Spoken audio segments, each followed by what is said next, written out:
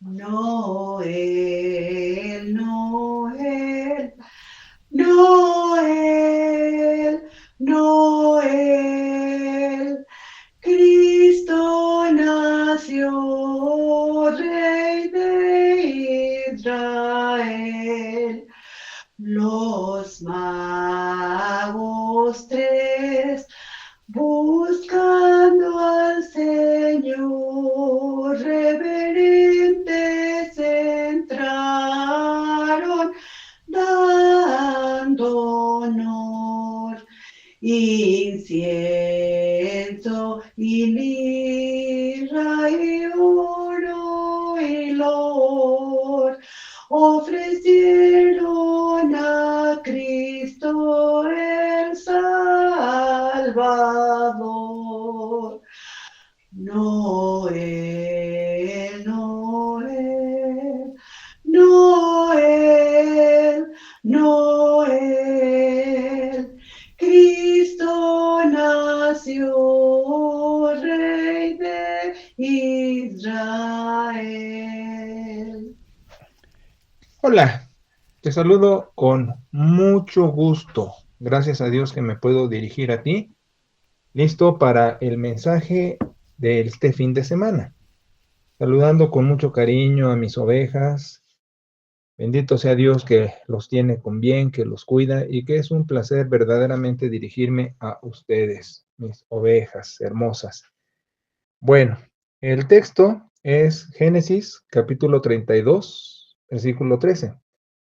Y es un texto que ya realmente estoy usando la última frase del versículo, donde dice que Jacob envía presente, le manda un regalo a su hermano Esaú. Pero la historia es una historia harto apasionante y tiene demasiada riqueza su contenido, su relato. Ahora, debo advertirte lo siguiente, mira, dentro de la arqueología bíblica, la historiografía judía y dentro de la teología tenemos una palabra clave para hablar de todas estas historias. Le decimos en la neortodoxia, en la teología neortodoxa, mito, mito. Ahora, entiéndeme bien. Algunos ya saben porque han estado en el Instituto Teológico. Mito es una palabra griega que quiere decir mentira. De ahí el término mitología. Mitología es esto de las deidades que fabricaban en el pensamiento griego, romano, de estas deidades que viviendo en un submundo bajaban, ahora sí que al inframundo, y se rodeaban con los humanos y cosas, son unas leyendas realmente bonitas, muy interesantes, por supuesto, no verídicas, pero muy interesantes también, muy bonitas.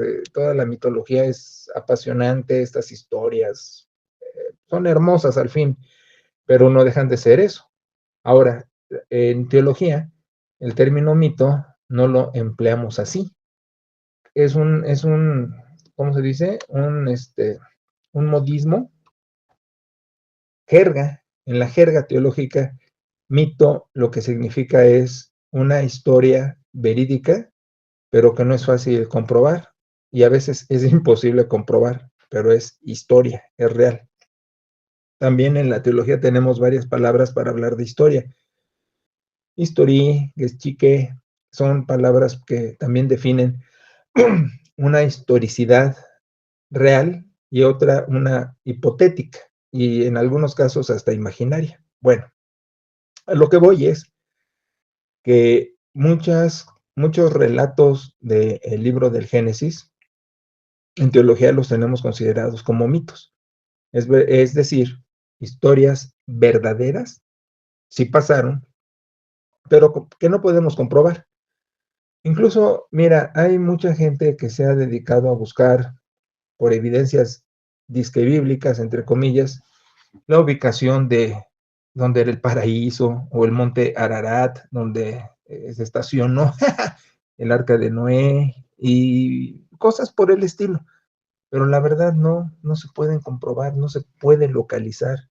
No hay un dato científico, moderno, pertinente para dar esos datos. Entonces, por eso en teología lo hacemos más fácil, le decimos mito, que no es falso, que es verdadero, pero que no es posible comprobar. Ahora, dentro de la Tanaj hebrea, el Antiguo Testamento hebreo, el, la Torá, los primeros libros de la ley, el Talmud, la Mishnah, que son las interpretaciones de estas fuentes primeras, pues se describen muchas cosas. Y el relato de Jacob tiene muchos de estos trazos, ¿sí? Y lo asumimos, decimos sí pasó. Y todo esto te lo estoy diciendo porque si tú tienes la curiosidad de leer unos capítulos que anteceden a este capítulo 32, vas a ver que es una historia muy bonita, muy, muy bonita, pero llena de la pasión humana. Fíjate que la teología neortodoxa, que se desprende de la filosofía existencial, por eso es una teología existencialista, pero no se queda con la filosofía existencial. La filosofía existencial llega al absurdo, al hecho de saltar al vacío, por decírtelo así, de lo incomprobable. Por eso es un salto al absurdo. Pero nosotros no nos quedamos ahí. Empezamos con el existencialismo, pero sí saltamos, pero es un salto de fe. Y es un salto de fe a lo que te acabo de decir, o a hechos comprobables, o a hechos no comprobables, pero reales. Entonces es un salto al fin de fe. Ahora, con todo esto te estoy diciendo, la historia de Jacob es increíblemente apasionante y tiene estos relatos existenciales terriblemente pasionales, humanos. eh, y por humanismo, mira, yo sé que el gobierno usa la palabra humanismo, pero la usa terrible, y cuando dice humanismo mexicano no sabe ni lo que está diciendo. Ay, aquí podría extenderme, pero lo haré en el Instituto Teológico 2, ahora que vamos a iniciar primero Dios el próximo año. Y te voy a hablar del humanismo, lo que es el humanismo y cómo sale y cómo se origina a fines del siglo XIX, principios del siglo XX, y que es otra cosa. Y decir humanismo mexicano es decir un absurdo académico, pero bueno, así es el gobierno indocto que tenemos. Pero bueno, lo que estoy diciendo es una historia llena de humanismo, pero no el humanismo filosófico, sino la pasión, porque Jacob es terriblemente tramposo, como es el ser humano. De hecho, cuando estamos hablando de esto, pienso en el pecado per se, que es el sello de garantía del humanismo, precisamente. El hombre es pecador per se. Y ya sabes que cuando digo esto, no estoy diciendo que vaya a cometer un acto inmoral, sino hablar de pecado es el ámbito donde nos expresamos, de donde también sacamos lo que somos. Ahora, esto no quiere decir que no haya hombres buenos, sí los hay, o que no haya bondad en el hombre, mejor dicho, porque un hombre bueno, en el término de tabula rasa, de absolutismo, pues tampoco existe, porque todos tenemos deficiencia. Hablamos de imperfección como de perfección. Entonces, el hombre puede tener bondad, pero también maldad. El hombre es tan indescifrable, por eso en teología decimos que es una unidad de tensiones, porque somos indescifrables, como puedes estar de buenas, de malas, y en fin, muchas cosas que podría mencionar, pero no me quiero estar alargando tanto en mi introducción. Pero con Jacob, este humanismo refleja lo que es el hombre, la pasión. Y empieza con el mito de que desde que para nacer se estaba peleando con su hermano. Venía con el mellizo ahí en el vientre de su madre y venían peleándose por ver quién ganaba el parto, ¿no? ¿Quién salía primero? ¿Cómo puedes comprobar eso, verdad? Ahora, es revelatorio, ¿qué decimos? Al final el Espíritu Santo lo inspira. ¿Pero qué inspira el Espíritu Santo? El concepto. ¿Qué es el concepto? El hombre con su pasión. ¿Cómo lo describe el autor sagrado, quien haya escrito ese relato de Bereshit, de Génesis? Pues como mejor puede, y en su imaginación describe que venían peleando en el vientre, ¿ves? Ahora, total, nacen los hijos Y el nombre de Jacob, pues es usurero, tramposo.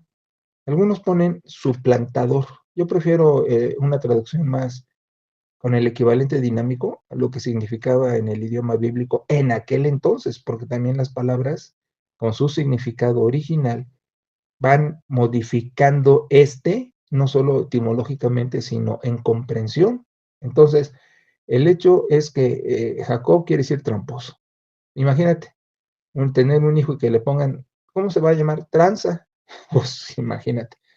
Entonces, pues es una historia bella, insisto, donde pues el hermano mayor Esaú, el fuerte, el hombre de campo, de casa, guerrero, fuerte, musculoso, velludo, pues debería recibir, ¿sí?, la bendición de su padre Jacob, pero, perdón, de su padre Isaac, pero como eh, Jacob quería esa primogenitura, es decir, el primer lugar en derechos con la familia. El hermano mayor era el jefe de familia después es decir, todo lo que le podía atribuir la paternidad, el, el patriarcado del padre, vaya las expresiones, pues lo recibía. Entonces hace trampa y el padre, ya sin una vista buena, ya muy anciano, pues para esto, fíjate, Isaac se casa por ahí de los 40 y como a los 60 tiene a sus hijos, entonces ya estaba grande cuando ya tenía credencial del INAPAM cuando nacen sus hijos y entonces pues los muchachos ya al crecer pues este ya estaba muy anciano y ya no veía. Entonces llega el Jacob disfrazado como su hermano, con vello y cosas por el estilo, y le roba la primogenitura. Ahora, para esto, primero, pues Jacob eh, se, la, eh, se la compra a su hermano Esaú. La historia famosa de que llega el otro de casa hambriento y Jacob le prepara comida, una rica comida. Entonces le dice, pues quieres comer, pues dame tu primogenitura. Y el otro accede. Aquí vienen también los problemas, la pasión, esta pasión, donde pues accede a darle su primogenitura al otro, a vendérsela por la comida, y así el otro, pues disfrazado, obtiene la primogenitura. Para no hacerte el cuento largo, Esaú se prende de furia por la cuestión de me quitaste mi progenitura. No, no te la quité, me la vendiste. Pero hablando de pasión, y hablando de herencias, y hablando de hermanos, y hablando de parentescos, mira, aquí entre nos, casi es tiro por viaje, ¿eh? Cuando hay herencia de por medio y deceso del patriarca, etcétera, los hermanitos que se adoraban, se querían y pasaban al frente de la iglesia diciendo cuánto se amaban y que forman una linda familia. Cuando viene la cosa de los dineros y de qué me toca a mí, qué te toca a ti, o de qué estás abusando tú, se despedazan. Y recién estuvimos acompañando a una persona que pasó algo parecido. Entonces, bueno, pues quiere la herencia el Esaú y se pelean. Entonces, Jacob huye, dice, pues más vale aquí corrió. Y en esa huida, que está llena de esta historia hermosa de aventura, total que llega con el pariente, con el tío. Y pues ve a las primas y ya ves lo que se dice de la prima, ¿no? Entonces ve a la prima, le gusta y trabaja por ella. Y el tío lo pone a trabajar. 7 años trabajas por la mujer que quieres. Pero volvemos. Lo que siembras cosechas, ¿no? El tío también le hace una tranza. Trabaja 7 años, pero le da a la otra hija, la mayor, que pues no estaba fea, dice la escritura, se defendía, pero no era la que el otro quería. Total, que vuelve a trabajar otros 7 años, 14 en total, para tener la mujer que quería. La tiene, pues.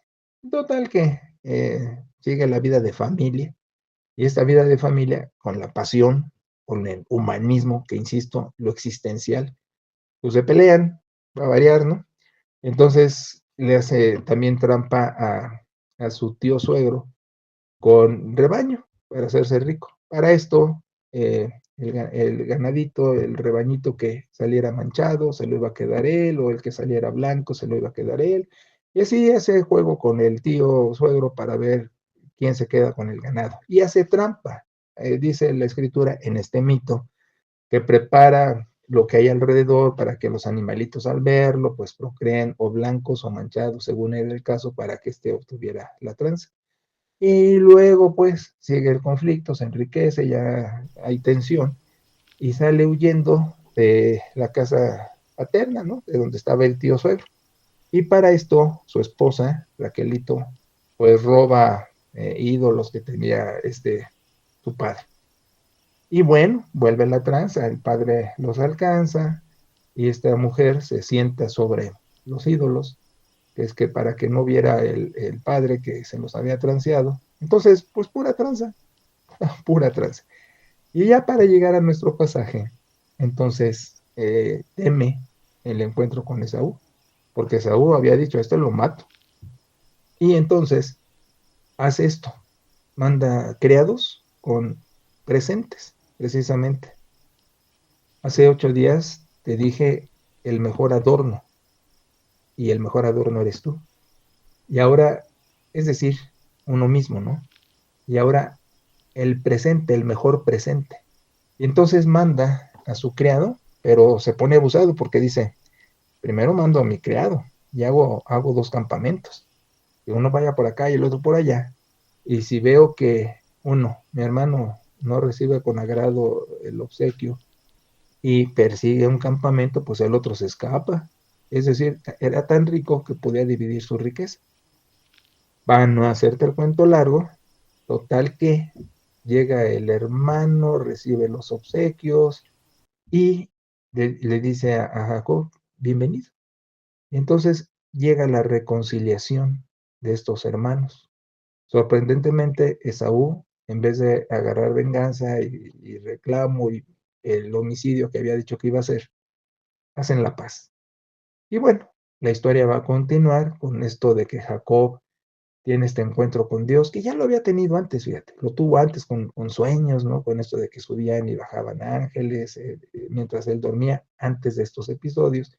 Y ahora luego, después del episodio con su hermano, pues que tiene un encuentro muy personal con Dios y rinde su voluntad a él y todo bien suave, ¿no? Ahora, vamos a la historia, diríamos en teología el history, ¿sí? Lo que nos compete a ti y a mí. Decimos el mejor presente y hablamos de Navidad, hablamos de obsequios, hablamos de que intercambio de regalos y precisamente entre nosotros ya ven que estamos quedando en repartir imagen, video, estampita, eh, ahora en esto del intercambio, ¿verdad? Con la persona que nos tocó, que vamos a recibir, cosas bonitas. Ahora, igual hacemos otro tipo de intercambios y te dan, recibes y pues son experiencias bonitas, ¿no? Aunque ya ves que no falta el famoso roperazo, ¿no? No me gustó el regalo que me dieron y ahora lo doy. Bueno, la cosa es que en Navidad sabemos que es más que eso. Pondríamos, en primer lugar, yéndonos al pietismo teológico, pues nuestro Señor, por supuesto. Y ya sabes, está más que dicho, que usamos la fecha decembrina, y todavía hay quien dice, no, es que cuando nació Jesús hacía mucho frío. Bueno, usamos la época decembrina, porque pues es romántico y nos gusta, pues ya no Hanukkah, Mitra, sino nos gusta, bien. Y pues en esta época decimos, con el pietismo teológico, nuestro Señor es lo más importante, y decimos así es, lo confirmamos, que nuestro Señor vino al planeta a redimir. Bravo, lo festejamos.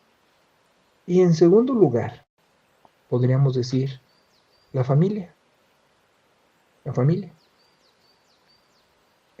Tener a la gente que queremos cerca. y la nostalgia que esto implica, porque ya ves que también a veces no se puede. Y hay muchas canciones alusivas, ¿no? Ven a mi casa esta Navidad, o la Mariah Carey con esto de todo lo que quiero para Navidad eres tú, es decir, la familia. A veces se puede, a veces no se puede. O a veces extrañamos, por supuesto, a los que ya se nos adelantaron y están con el Señor. Y con todo eso, pues también está ese ámbito nostálgico rico, ¿no? La familia, los que ya no están, los que no pueden venir, los que sí están, los que podemos aprovechar, los recuerdos, el momento, el abrazo, el cariño, estilo Jacob y Esaú, ¿no? Por cierto, siempre les advierto a todos, y no se diga allá en las Europas, están todos juntitos, juntitos, juntitos, y digo yo, pues eso es padrísimo, pero luego hay un momento de tensión, cuando todos se encuentran y están así rico, también puede surgir el detalle de inconformidad con X o Y, o después de estar juntos varios días, ¿no? O no falta el encajosillo que no coopera para la causa y los otros tienen que poner, o uno y dice, ya también queremos cortar una flor de tu jardín, etcétera, etcétera. El caso es que es rico la familia. Y diríamos en tercer lugar, pues los obsequios, que también se dice, pues no siempre es cuestión material, el afecto, ya sabes, pero diríamos, Dios lleva el número uno, dos es la familia y tres los obsequios, ¿no? Y hablando de obsequios, Perita hermosa, como siempre, canta a capela bellísimo este himno Noel, ¿no? Los magos llegaron y dieron los obsequios, los tres reyes magos, Melchor, Gaspar y Baltasar. La tradición, ¿verdad? Bueno, llegan estos magos de Oriente, que magos no quiere decir necesariamente lo que tú conoces como mago hoy, aunque por supuesto eran astrónomos, y en aquel entonces eran astrónomos, astrólogos. Que yo sé que muchos cristianitos sufren con la cuestión de la astrología, pero ese es el hecho, eran así.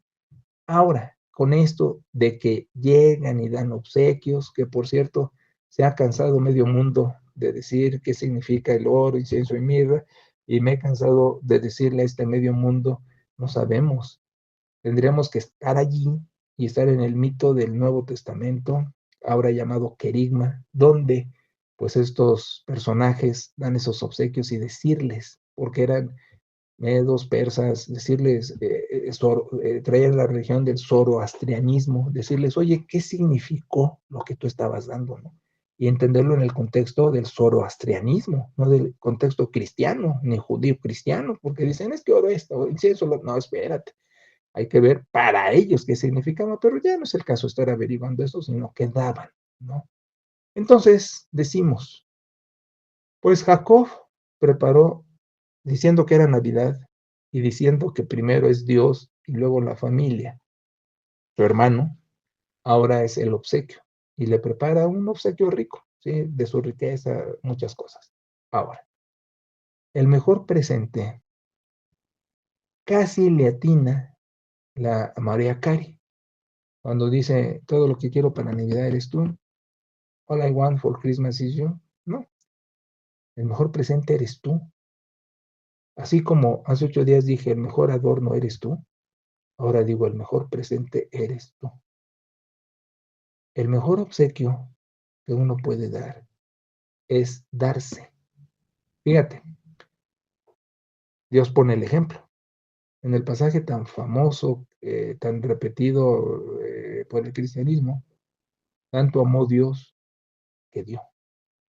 Y dice, tanto amó Dios que dio a su Hijo, el unigénito. Y me acuerdo, ¿no? Cuando Dios le dice a Abraham, el padre de Isaac, el abuelo de Jacob, entrégame a tu hijo, al único, al que amas, ¿no? Y Abraham lo va a hacer, pero Dios lo detiene. ¿Qué significado? El único hijo, ¿no? Ahora, fíjate en esto. La gente dice, bueno, si Dios ama tanto, ¿por qué no se dio él y dio al hijo? Bueno, es que no comprende en la majestad divina. Dios se estaba entregando a sí mismo en el hijo y con ese ejemplo muestra la mayor dádiva. Porque en un ambiente saludable, ¿quién va a entregar a un hijo? Nadie. dice la carta a los romanos, ni por un bueno te entregas, es decir, apenas podrías dar la vida por alguien. Ahora, entregar a un hijo por alguien, absurdo. Nadie lo haría en su sano juicio. Claro, enfermos, pues hay muchos, pero un cuerdo no lo hace. Entonces, decir, Dios se dio. Entonces, ¿cuál es el sinónimo de amar? Es dar. Si lo ves pragmáticamente, es dar. Si lo ves románticamente, al estilo helenista, pues es sentir. Los corazones dibujados, que por cierto, en el pensamiento judío cristiano, no era el corazón el asiento de los sentimientos, eran las vísceras, era la panza, porque ahí se siente. Entonces imagínate representar con intestinos el amor, pues no funciona, ¿verdad? Por eso se representa con un corazoncito así, no bonito. Bueno, el caso es que amar es dar, no sentir, aunque puede implicarlo. Pero dije hace rato, la pasión humana, el existencialismo, ¿no? A veces amas, a veces odias, a veces quieres, a veces no quieres. Todo eso forma parte de nosotros. Entonces, amar es sobreponerse al sentimiento, que nos puede acompañar de manera positiva, excelente. Y fíjate, de hecho, tiene razón la frase del odio al amor hay un paso, algo así, porque es verdad, es pasión, es pathos en griego, ¿no? El sentimiento. Lo contrario al desamor no es odio, porque ahí hay pasión, es indiferencia. Eso sí es lo contrario al amor. Apatía, sin sentimiento, no pathos, no siento nada. Y sentir coraje, por eso te digo ahora que estén las familias y que sientan coraje unos contra otros también es bueno. Hay pasión, hay sentimiento, hay humanidad. Entonces, el hecho es que dar es amar. Amar es dar. Si lo sientes, qué bueno. Y aun si sientes coraje, pero te das, está bien, porque es el pathos, es el sentimiento. Ahora no quiero decir que el coraje se prolongue, pero puede ser la ignición, el punto de arranque. En fin, es la pasión humana, es el sentimiento, es el pathos. Entonces, te digo, el mejor obsequio eres tú, tomando el ejemplo de Dios. Al fin, lo que hace Jacob con su hermano, sí, le da cosas materiales, y muchas y buenas, pero se da a él, y llega y le dice, hermano, aquí estoy, ¿no? Casi diciendo, no lo dice la escritura, forma parte del mito teológico. Pues aquí estoy, te di los presentes, pero si tomas mi vida, está bien, pero aquí estoy, me estoy dando. ¿Te fijas? Entonces, el asunto es darse. ¿Cuál es el mejor obsequio que puedes dar esta Navidad? Tu pathos, tu sentimiento, tu emoción, tu pasión, con todo lo que implica, ¿me entiendes? Aún el sentimiento bueno, te quiero, y aún el sentimiento, ay, estoy encontrado contigo, pero aún así aquí estoy, ¿me entiendes? Por eso, sí se puede sobrevivir a la familia en estas fechas, ¿eh? Y repito, si el mejor adorno eres tú mismo, el mejor obsequio sigue siendo tú mismo. Entonces, vamos a terminar, ya me colgué, me pasé más de mis 20 minutos de fama, pero vamos a aterrizar esto diciendo, en estas fiestas, en estas reuniones, proponte no solo ser el mejor adorno, como se dijo hace 8 días, que no es estar pasivo, sino irradiar con tu presencia, tu actitud, y ahora el mejor obsequio. Date, date, y darte no de que te rindas, o sí, saludablemente, y decir, pues sí, aquí hay pathos, hay sentimiento, hay pasión, puede haber desencuentros, puede haber tensión, puede haber incomprensión, pero me entrego. Entregarte como Dios se entregó. Y hay una canción, ¿no? Amor es algo así que incluso dice, fíjate, se me olvidó la canción, pero termina diciendo, ¿no? Que el Cristo se entregó en la cruz, ¿no? Y con los brazos abiertos, claro, era el martirio romano, el tormento, pero ilustra, te entrega con los brazos abiertos. Yo sé que puede haber dolor, puede haber decepción, puede haber frustración, pero el mejor obsequio eres tú, entregándote con tus seres, los que te rodean. Aquí extenderíamos, diríamos hasta el prójimo, hasta, fíjate lo que dice el Evangelio, hasta el enemigo, ¿no? Qué bueno. Ojalá pudiéramos llegar hasta esos lados, en esa escalera que Jacob tuvo como visión de ángeles subiendo y bajando. Ojalá nosotros pudiéramos subir y bajar al mismo tiempo como estos ángeles, entregándonos al que queremos como al que no, al bueno como al malo, al cercano como al lejano, al que nos ha decepcionado como el que no. En fin, el mejor obsequio eres tú. Piénsalo, piénsalo. Y en estas fiestas, que no solo es el 25, el 24, el 31, sino todos estos días alrededor, donde puedes estar cerca de alguien, o por mensaje, o por videollamada, o por audio, como se te antoje, entrégate, sea el mejor presente. ¿Cómo ves? Felices fiestas, muchas bendiciones, que Dios te bendiga. Y ya saben, mis ovejas preciosas, aquí estoy y seguiré estando para ustedes. Un abrazo. Bendiciones.